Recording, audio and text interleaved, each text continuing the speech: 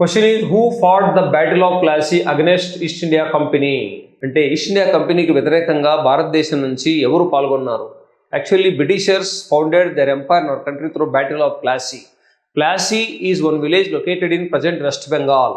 ప్రస్తుతం పశ్చిమ బెంగాల్లోని ఒక గ్రామమే Plassey. In this place battle was occurred. That's why this battle is called as battle of Plassey. It was occurred in 1757.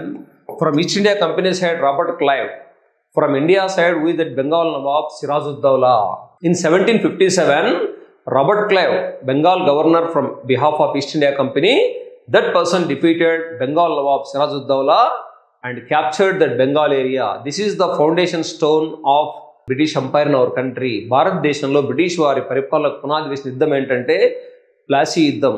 దీంట్లో ఎవరు ఓడిపోయారంటే సిరాజుద్దౌలా. ఎవరి చేతిలో ఓడిపోయాడు? రాబర్ట్ క్లైవ్ చేతిలో ఓడిపోయాడు. దాంతో భారతదేశంలో బ్రిటిష్ వారి పరిపాలనకు స్థాపనకు పునాది వేసింది.